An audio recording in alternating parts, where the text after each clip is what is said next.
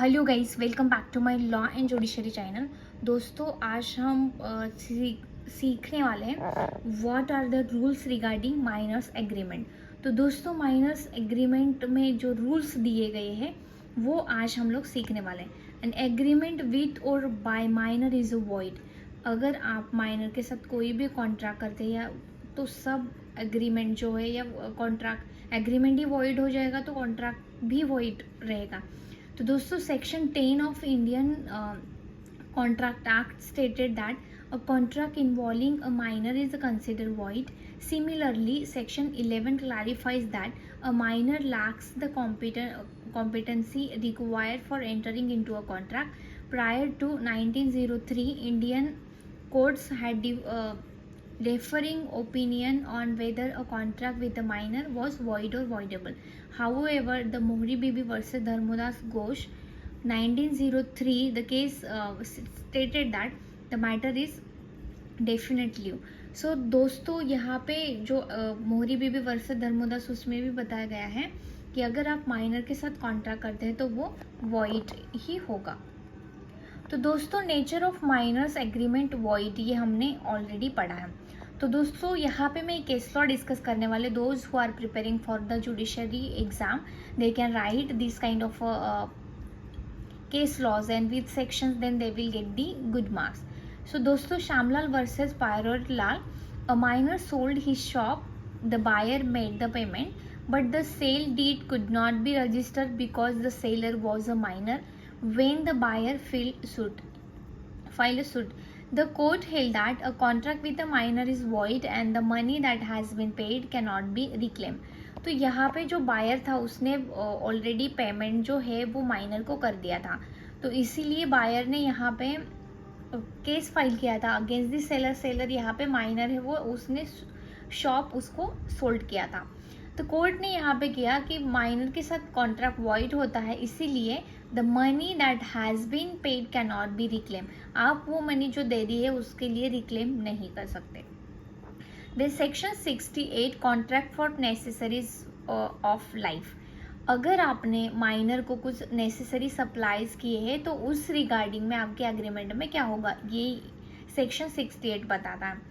If a person incapable to entering into a contract or any one whom is legally bound to support is supplying by another person with necessaries suited to his condition in life, the person who has furnished such supplies is entitled to be reimbursed from the property of such incapable person. तो दोस्तों, 68 कहता है, पहले हम लोग example देख लेते हैं, then you will get the idea. यहाँ पे इलस्ट्रेशन हम लोग देख लेते हैं। सेक्शन 68 का है, नॉट दी सेक्शन 65, 68 है। A supplies B a lunatic with necessary suitable to his condition in life, A is entitled to be reimbursed from the B's property. A supplies the wife and children of B a lunatic with necessaries suitable to their condition in life. A is entitled to be reimbursed from B's property. तो दोस्तों, यहाँ पे आप लोग देख सकते हैं कि एग्जाम्पल में सपोज यहाँ पे नेसेसरी थिंग्स अगर किसी पर्सन या कोई अथॉरिटीज पर्सन है कि जो माइनर को you must support to the minor, अगर आपने कर दिया है तो आपको रिएम्बर्समेंट माइनर की प्रॉपर्टी में से हो जाएगा, ये सेक्शन 68 कहता है। तो नेसेसरी थिंग्स में क्या आता है ये आपको देखना जरूरी, जैसे कि अन्न वस्त्र निवारा के लिए जो भी चाहिए होता है वो उसमें नेसेसरी पार्ट। आप अगर अननेसेसरी पार्ट में उससे कुछ सपोर्ट करते हैं तो you can not reclaim from that property also. Then second point, minor as a promisee और बेनिफिशियरी। दोस्तों, माइनर के साथ किया हुआ कॉन्ट्रैक्ट वॉइड होता है, बट अगर आपने minor as a role and promisee और बेनिफिशियरी है तो माइनर के साथ कॉन्ट्रैक्ट वैलिड माना जाता है। ये हम लोग देखते हैं एक case law, Robert versus grey. Robert versus grey के केस में क्या हुआ था, माइनर है जो उसने प्रोफेशनल बिलियर्ड प्लेयर जो है उनके साथ एक कॉन्ट्रैक्ट किया था। तो professional player agree to teach a minor, उसने रॉबर्ट को जो गेम है वो सिखाने का प्रॉमिस किया था और उसको ये भी प्रॉमिस किया था कि वो उसको फॉरेन टूर्स पे लेके जाके उनको सिखाएगा। और यहाँ पे for an agreement amount of money.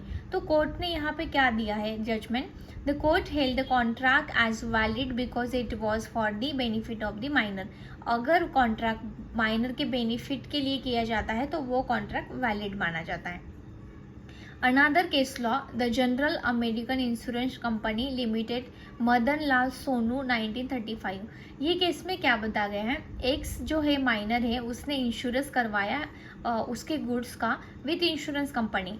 The good were damage, but वो गुड डैमेज हो चुके थे, इसीलिए एक्स मतलब जो माइनर है उसने सूट फाइल क्लेम किया against the insurance company. The insurance company took the plea that the person on whose behalf the contract for insured was a minor। तो वो माइनर था, इसके वजह से हम लोग जो इंश्योरेंस है वो जो डैमेजेस हुआ है उसका कोई भी इंश्योरेंस नहीं देंगे। बट कोर्ट ने यहाँ पे the court rejected the plea and allow the minor to recover the insurance money. Court ने यहाँ पे अलाउड किया माइनर का जो भी कहना है और माइनर को अलाउड कर दिया कि आप मांग सकते हैं आपका जो भी डैमेजेस हुआ है वो। Then contract by guardian and parents of minor अगर होता है तो उसमें क्या सिचुएशन है ये आप देख सकते हैं। एब्सेंस ऑफ रैटिफिकेशन करेक्ट, आप यहाँ पे करेक्टनेस नहीं कर सकते। तो दोस्तों सपोज मान लेते हैं an agreement with a minor is entirely void, ये हमने पहले से पढ़ा है। Even upon attending a majority a minor can not ratify the agreement because of void agreement can not B ratified. The act of ratification cannot confer validity on an act authorized by an incompetent person. However, if a minor upon reaching adulthood makes a new promise supported by fresh consideration, that new promise will be binding. तो दोस्तों अगर minor जब minor था when he was a minor, so at that time अगर minor के साथ आपने contract किया है तो वो एंटायरली वॉइड रहेगा, उसमें कोई भी रेटिफिकेशन है कोई भी करेक्टनेस नहीं होगा, क्योंकि माइनर के साथ किया हुआ कॉन्ट्रैक्ट वॉइड में आएगा।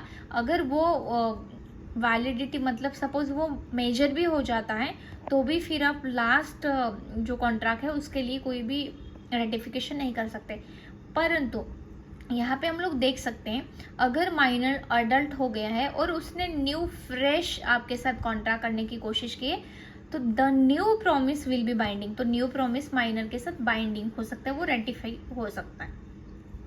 एग्जाम्पल हम लोग देख लेते हैं। If minor a makes a contract with B that the latter pay him 2000 which he will return when he become a major, such contract is void and A does not incur legal obligation to return the money। वो इसके लिए जो money return करना है वो ratify नहीं हो सकता, क्योंकि when he was minor at that time he promised to pay the 2000 rupees। Then there can be no restitution or refund on benefit। If minor has received a benefit or profit, he is not bound by law to pay for such benefit or compensate or restitute is it's provided। मोहरी बीबी वर्ष धर्मोदास घोष में हमने देखा था कि उसने 8,000 rupees already accept कर लिए थे, तो वो उसने यूज़ कर लिए थे, तो he is not liable to refund that policy, या रेस्टिट्यूट करने के लिए वो लाइबल नहीं माना जाएगा। ये 6th पॉइंट है। The no estoppel against a minor contract. Suppose if a minor represent their age and induce the other party to enter into the contract, the minor cannot be held liable for the contract। अगर minor ने इस्टॉपल यहाँ पे जो doctrine है वो applicable होती है। Minor ने आपको रिप्रेजेंट किया, मिस रिप्रेजेंट लिया, उसने फ्रॉड करके आपको रिप्रेजेंट किया कि मेरा एज कंप्लीट हो चुका है, मैं 18+ हूँ। Then also later on if court found that he was not a minor, he was not adult and he was a minor, तो दैट टाइम आप उसके साथ मतलब नो स्टॉपल अगेंस्ट माइनर के साथ आप अप्लाई, अगर आपने तो बोला था कि आप मेजर हो बट एक्चुअल में आप माइनर हो, तो ये कंसेप्ट यहाँ पे एप्लीकेबल नहीं होगा। Then suppose he took a loan that time, what exactly minor as a agent.